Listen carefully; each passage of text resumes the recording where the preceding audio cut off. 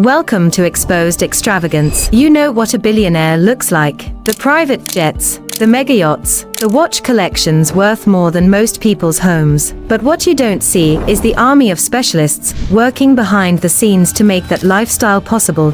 There's an entire shadow economy built around the ultra-wealthy. A world of private chefs who never repeat a meal, jet crews on 24-hour standby, and concierge services that can source a Faberge egg by Tuesday. These aren't your typical jobs. They are highly specialized roles that most people don't even know exist. And here's the thing, as wealth concentration increases, with just 1% of the world owning 44% of global wealth, this secret economy is exploding. Today, we're pulling back the curtain on the invisible luxury industry. Let's dive in.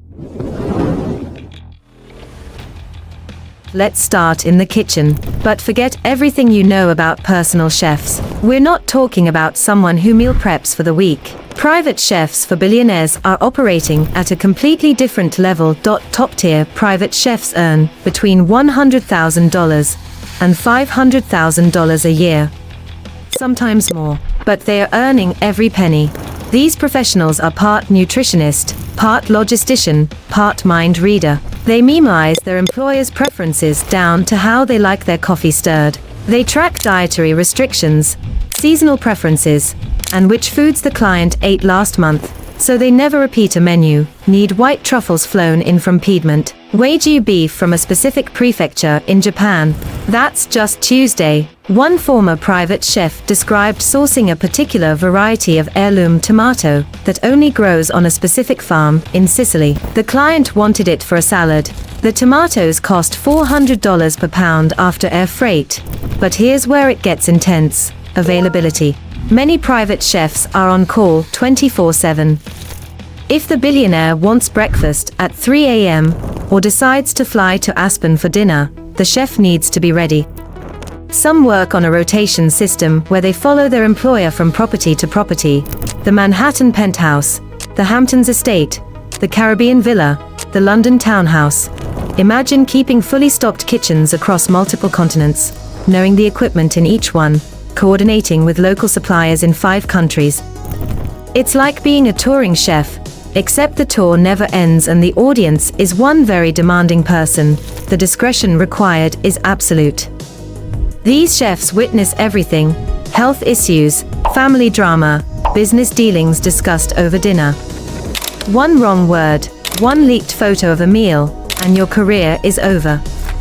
NDAs are standard, and they are ironclad. Now let's talk about private aviation. Commercial airlines.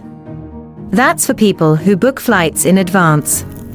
Billionaires need jets ready to go on a few hours' notice, sometimes less. A fully staffed private jet operation includes pilots, co-pilots, flight attendants, mechanics, and ground coordinators. Senior captains on ultra-long range jets can make $200,000 to $400,000 annually. Flight attendants on private jets, often called corporate flight attendants, earn $50,000 to $150,000 depending on experience and client demands. But this isn't about flying the plane. It's about creating a 5-star experience at 45,000 feet. Corporate flight attendants are trained in everything from fine dining service to emergency medical response. They memorize passengers' drink preferences, their preferred cabin temperature, which newspapers they read, how they like their bed made for overnight flights. One flight attendant described a client who required a specific brand of sparkling water at exactly 42 degrees Fahrenheit, in a particular glass, placed on a coaster made from a specific type of marble. The logistical complexity is staggering. Coordinating landing slots at private airports. Arranging ground transportation in multiple cities. Ensuring customs clearance is seamless. Catering that meets the chef's standards, because yes, the private chef often coordinates with the flight crew. Some billionaires have multiple jets stationed around the world, so they're never more than a few hours from a plane and the cruise. They live on standby. Bags packed. Passports ready. One pilot described getting a call at 11 p.m. to fly from New York to Tokyo by 6 a.m. That's the job. You're essentially on call for someone's whims, and those whims might involve crossing 9 time zones by breakfast. Art collecting at the billionaire level isn't just about buying a Picasso. It's about protecting hundreds of millions of dollars in assets that happen to be extremely fragile. Enter the art handler. These are the specialists who transport, install, and maintain museum-quality collections in private residences. It can be really daunting moving some of the objects. Part of the job is to, I suppose, to be consistent. Qualities, I suppose, treating them all the same because they all are extremely valuable to us. We're talking about people who've trained for years, who understand everything from Renaissance oil painting techniques to contemporary installation art. They know exactly how to control humidity, lighting, and temperature. They can pack a 16th century sculpture for international transport in a way that ensures it arrives without a scratch point. One art handler described moving a single sculpture worth $80 million. The preparation took 3 weeks. Custom climate-controlled crate. Dedicated truck with air ride suspension. Armed security escort. The route was planned to avoid rough roads. The entire move covered 200 miles and took 8 hours. The fee? 6 figures. For one piece, many billionaires maintain private art vaults, climate-controlled warehouses where pieces rotate in and out of display. These facilities rival major museums in their sophistication. Biometric security. Fire suppression systems using inert gas, so nothing damages the art. Conservators on staff to monitor condition, and the handlers need to know provenance, authentication, conservation needs. Is this canvas stable enough to move? Does this frame need restoration? Should we be concerned about that barely visible crack? Get it wrong, and you've just damaged something worth more than most people earn in a lifetime. The discretion here is paramount. Art handlers know exactly what their clients own, where it's stored, when it's vulnerable during transport. They are moving targets for theft. So they work in silence, under NDAs, often with security clearances. If you think watches are just about telling time, you've never met a billionaire watch collector. At this level, watches are investments, status symbols, and obsessions rolled into one. The luxury watch market is worth over $60 billion annually. Rare Patek Philippe's can sell for millions at auction. A Paul Newman Rolex Daytona went for $17.8 million. And behind every major collection is a dealer who sources these pieces. Top watch dealers for UHNW clients operate nothing like a typical jewelry store. They are running a global intelligence operation. They track which collectors own which pieces. They know when someone might be willing to sell. They have relationships with auction houses, other dealers, private sellers across 6 continents. One dealer described getting a call from a client who wanted a specific reference Rolex from the 1960s, not just any example, but one in mint condition with original papers. The search took 11 months. The dealer contacted over 200 collectors, attended multiple auctions, flew to 3 countries for private viewings. When they finally secured it, the price tag was $450,000. The dealer's commission? About $90,000. For one watch, but it's not just about buying. These dealers manage entire collections. They handle authentication, because the counterfeit market is massive. They coordinate insurance. They arrange servicing with authorized service centers or, for vintage pieces, with independent watchmakers who specialize in specific brands and eras, and the availability. One dealer is on call 24/7 for their top clients. A billionaire in Hong Kong sees a watch he wants at 2 a.m. local time. The dealer, 11 time zones away, picks up the phone. Because if they don't, someone else will.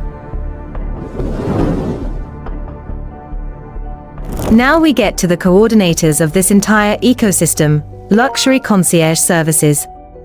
These are the firms that billionaires call when they want something and don't want to think about the details. Companies like Quintessentially, Knightsbridge Circle, and John Paul specialize in what they call lifestyle management.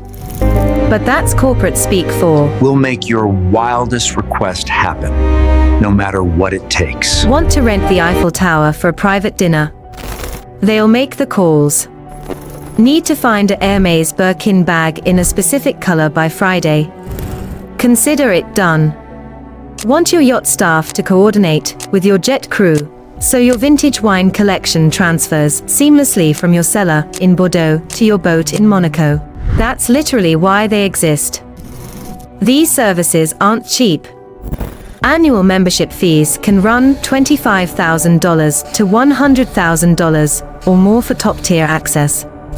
But for billionaires, it's about time and access. They are paying for a team that has connections everywhere: luxury brands, Michelin-starred restaurants, private islands, rare car dealers, you name it. One concierge firm described a client who wanted to propose at sunrise on a specific remote beach in the Maldives. Simple enough, right? Except the client wanted a string quartet playing, a private chef preparing breakfast, and the whole thing filmed by a professional crew. Oh, and the decision was made 72 hours before the desired date. The concierge firm coordinated flights for musicians from London, sourced instruments that could handle humidity, arranged permits from the Maldivian government, hired local support staff, flew in a chef from Dubai, and coordinated with a production company that specialized in destination shoots. Total cost: over $200,000 for a proposal. It happened exactly as requested. The 24/7 nature of this work is extreme. Concierge teams work in shifts across time zones because their clients are global and their demands are unpredictable. One firm has a saying, "We don't say no, we say how." That's the business model. Finally, let's talk about superyachts. If you think these are just boats that rich people vacation on, think again. A superyacht is a floating 5-star hotel, and it requires a small army to operate. A 200-foot yacht, which is medium-sized in the superyacht world, might have a crew of 15 to 20 people. The largest yachts, over 400 feet long, can have crews of 50 or more. We're talking captains, engineers, deckhands, stewardesses, chefs, diving instructors, water sports coordinators, and specialized technicians. A superyacht captain can earn $150,000 to $300,000 annually depending on the vessel size. Chief stewardesses make $60,000 to $100,000. But here's the thing: they are working when the yacht is in motion and when it's docked. Because the owner might show up anytime, and the yacht needs to be pristine. The maintenance is constant. Salt water corrodes everything. The main purpose is to keep a good, efficient and safe operating plant. It's got to be done correctly, and we make sure that it is a good job. When we fix something, it is a good fix. Teak decks need care. Multiple engines require monitoring. Water systems, electrical systems, navigation equipment, tender boats, jet skis, diving gear, all of it needs maintenance. One chief engineer described running a 180-foot yacht as equivalent to managing a small power plant that also happens to be a luxury hotel that's constantly moving through corrosive water. Then there's provisioning. When the owner decides to cruise from Monaco to the Greek islands, the crew needs to stock enough food, wine, water, fuel, and supplies for everyone on board, often for weeks. They coordinate with local suppliers in every port. They manage customs and immigration for an entire floating household. The service standards are exceptional. Yacht stewardesses are trained to 5-star hotel levels and beyond. They are serving multi-course meals, managing cabins that rival luxury suites, arranging shore excursions, and basically anticipating every need before it's expressed. But the lifestyle is intense. Crew members live on board, often in tight quarters.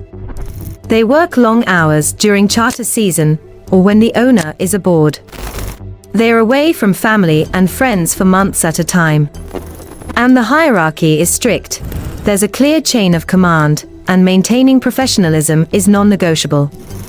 One former yacht stewardess described working 16-hour days during a 2-week owner trip, followed by maintenance weeks, where they'd work 8 to 10 hours daily just keeping everything perfect. The turnover in this industry is high. It's demanding work, even if the scenery is beautiful and the pay is good. So there you have it. The secret economy built around billionaires. An entire world of highly specialized professionals making the impossible look effortless.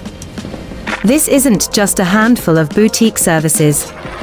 The luxury industry employs millions worldwide and generates hundreds of billions in annual revenue. As wealth continues to concentrate at the top, this shadow economy just keeps growing. The people who work in this world are masters of their craft. They operate under intense pressure, impossible standards, and total discretion. They are logistics experts, craftspeople, and sometimes miracle workers. But here's what strikes me. For all the visibility of billionaire lifestyles, the yachts on Instagram, the jets at air shows, the art at auctions, the real story is invisible. It's the hundreds of hours of human labor that happen behind every moment of luxury.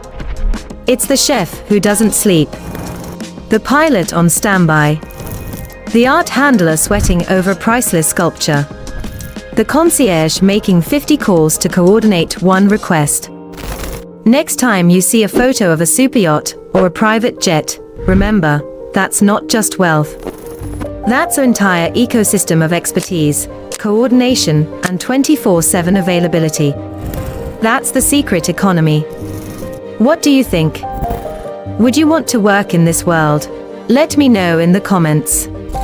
And if you enjoyed this deep dive into invisible luxury, hit that like button and subscribe for more behind the scenes looks at how the ultra wealthy actually live. Thanks for watching. I'll see you in the next one.